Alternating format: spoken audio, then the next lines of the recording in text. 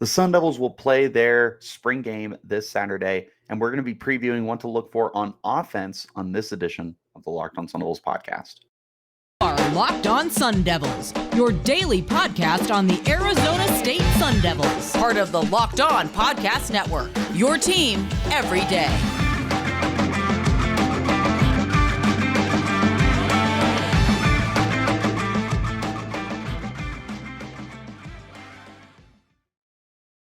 This episode is brought to you by FanDuel Sportsbook, official sportsbook of Locked On. Make every moment more. Visit FanDuel.com/LockedOn today to get started. And welcome back to the Locked On Sun Devils podcast, part of the Locked On Podcast Network, your team every day. My name is Richie Bradshaw, and I will be your guide for everything Arizona State Sun Devils. As always, thank you guys for tuning in. Wherever you're getting your podcast, hit like and subscribe, and turn on those notifications so you get an update whenever we post new content. Stay in touch with that content by following me on Twitter at RichieBrads36 and the podcast as well at LO_Sun Devils. Like promised yesterday, we're going to be previewing pretty much the whole week unless some drastic news breaks, the spring game. And we'll be taking a look at it next week as well, following the results and breaking everything down. Today, we're going to be focusing on the offensive side of the football and what we're going to be looking for there. Now, obviously, the biggest storyline here, not even close, is the quarterback battle. So we're going to start there, but I don't want to spend too much time on it because it's feeding a fed horse, as PETA would like me to say. When we talk about the quarterback battle here, it feels like it's pretty much down to Jaden Rashada, Drew Pyne, Trenton Bourguet, but we still need to look out for Bennett Meredith. We still need to look out for Jacob Conover. This is still a wide open competition. It feels like every quarterback has had their opportunity during spring practices so far to stand out, make plays, and look as good as they possibly can. I feel like it's been a good opportunity for all five of these guys. I feel like all five of them have had their moments in the sun where they have looked like they are capable of leading this offense. So I don't want to continue to just beat this over and over again, because this is something that we're going to continue to look at, not just from spring ball, but going into training camp as well. So this obviously will be our first real good look at everything and an actual game setting, sort of quote unquote game setting, but we'll see what we can get out of it. Everyone's going to be looking at Rashada, who's been very, very sharp in practices. He's the 4-star kid. He's the prized possession of this recruiting class. He could be the future of Arizona State football. Everyone's looking at him. Everyone's looking at Trenton Bourguet, who looked really good last year when he got the opportunity. Everyone's looking at Drew Pyne, the transfer from Notre Dame, who was able to turn their season around. Everyone's going to be paying attention to that, which is why I don't want to waste too much time. Instead, I want to talk about some other things, like the reps for everyone else. We all know that there are a handful of guys here that are certified studs or have roles locked up for sure. The few guys that come to mind here are Jalin Conyers, who is the undisputed number one tight end, Elijhah Badger, the undisputed number one receiver, and I'm throwing a little bit of a curveball here. Isaiah Glass is probably the undisputed starting left tackle here. Other than that, it feels like just about everywhere else on offense, there's going to be competition for snaps and for playing time and potentially starting time. Who's going to be the number 2 receiver opposite of Badger? Xavier Guillory looks like that guy, but could Troy Omeire really show up? Could Andre Johnson emerge? Could Giovanni Sanders or Melcon Staval or Jake Smith or any of the other countless receivers on this team find a way to stand out? We don't really know yet. Looking at the backfield, sure, it does feel like a Cameron Scatabo backfield, but what about DeCarlos Brooks? What about Javen Jacobs? What about Tevin White? That's the name I was thinking of. There's other guys too, but there's so much competition here outside of the 3 that I named with Glass, Badger, and Conyers that for sure will be getting starting time barring something unforeseen. The offensive line deserves its own conversation by itself. Quick update. My apologies on my prediction yesterday for the starting 11 for both sides. Apparently, Ben Coleman, the offensive lineman transfer from Cal, is potentially out for the year with a leg injury. I totally missed that. That's on me.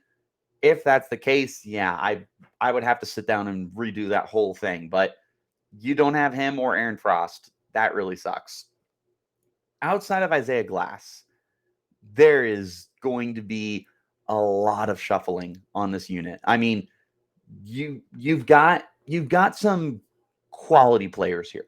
Lee Fontanu should be the starting center.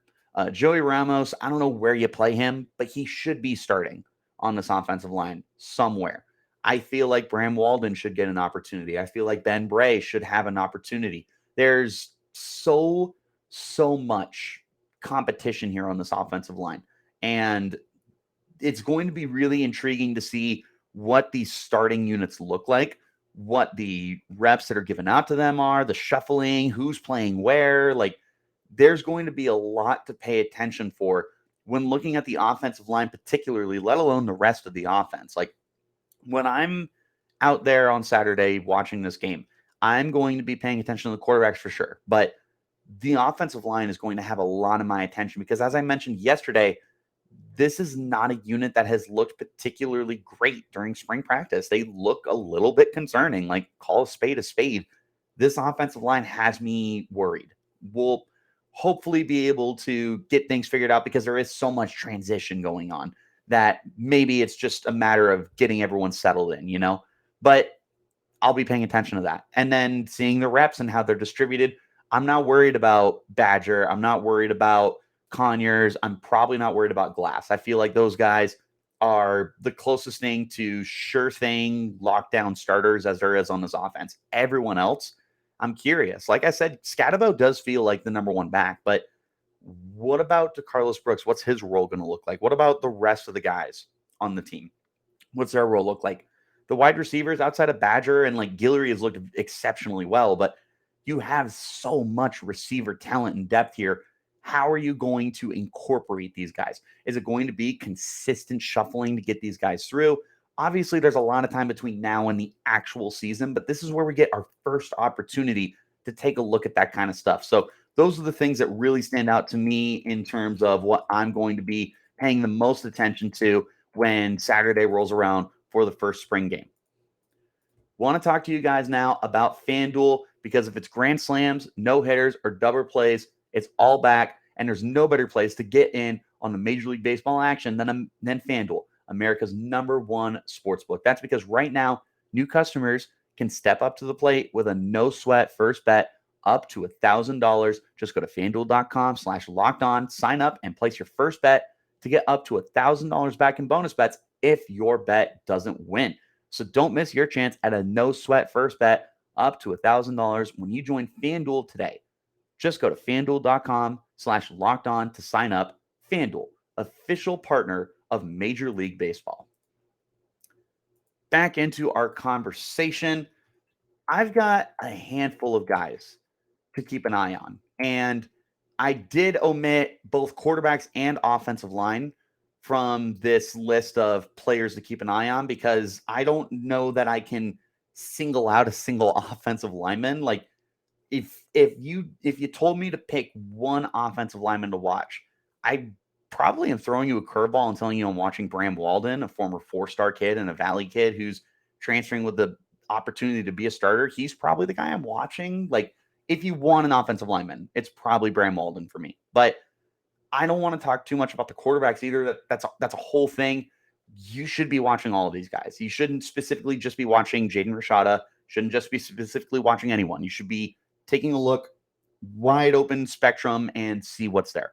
But there are 4 players that will be catching my eye. And it starts with a guy that I dedicated a podcast to last week, Javen Jacobs. This dude just feels like the next coming of DJ Foster in all the right ways. And what's funny is instead of Foster translating from running back to receiver, Jacobs is translating from receiver to running back. So really interesting change there, but he brings that versatility as a pass catcher that might give him a little bit of an edge over Scatabo and Brooks and White and whoever else will be competing for those opportunities. It's not to say those guys are bad pass catchers. They are quality pass catchers. I mean, Scatabo was a really good pass catcher during his time at Sacramento State, but none of them are built like receivers the way that Jacobs is. And that brings such an intrigue to me when I look at what he can do. And knowing that he's had so much time working in the backfield tells me that Kenny Dillingham and Bo Baldwin and everybody else that's going to be helping run this offense is really interested in just getting him on the field. So when Saturday rolls around, how much are we going to see Javen Jacobs on the field? How are we going to see him? Is he going to be in the backfield a lot? Are they going to split him out wide?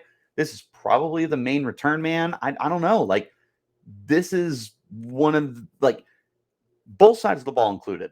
Jacobs is darn near the top of my list, if not the number one guy that I'm going to be most intrigued to watch. That's not a quarterback. Like, very interested there. Second name, this one might catch some people off guard, but I'm going with Bryce Pierre, the number 3 tight end for Arizona State, who I am telling you guys, like, don't overlook this dude. There's a chance that he ends up being a very quality role player for the team in 2023. This is, again, he's the number 3 tight end, and it's not like you should be expecting him to be this massive difference maker this year. But I think that if there's an opportunity for him to stand out in any way and get that opportunity to shine, we could see him maybe a little more than we have. For what it's worth, he is a senior, according to 24/7. I did not think he was a senior, but he's 6'5", 240, built like a big old bully tight end.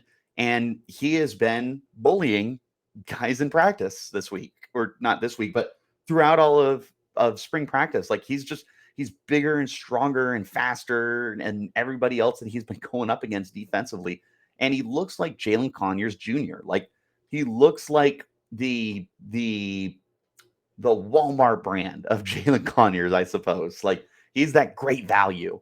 And if Arizona State is going to incorporate tight ends this year, which they should, because you got 3 really good ones, including Pierre, I would love to see how they can get him involved. I just want to see the tight end, period, get involved. So that's where I'm at with Jacobs and Pierre. There are a couple more guys here that I do want to talk about in just one moment. All right, back into our conversation. 2 more guys that I want to highlight. DeCarlos Brooks is next. DeCarlos Brooks is probably running back 2 for this team right now. And stumbling on words. I'm curious how Arizona State is going to incorporate multiple running backs. They really have been dead set on kind of having 2 guys for a handful of years now. Last year was Valade and Daniel Legata. The year before that, it was Rashad White and Chip Trianum. Before that, you had the days of Kalen Ballage and Demario Richard. And it's been a theme for a long, long time, the better part of a decade, that you've had ASU really like having 2 guys to run with. But there have been those occasions where they really just kind of commit to one guy. Like, you had Eno Benjamin was like the de facto ball carrier for Arizona State for 2 seasons. Even last year, like, I know that I said that they did like to get Nagata involved, but they didn't involve him as much as I anticipated that they would. And that's kind of where I'm at right now, is like, should we expect something similar to last year, where it feels like you should be getting guys on the field a lot, but maybe you just really fall in love with what Cameron Scatabo can give you, and he ends up being more of a bell cow for you, and then DeCarlos Brooks turns into more of a change of pace guy compared to a potential like 1-2 combo, like 1A, 1B.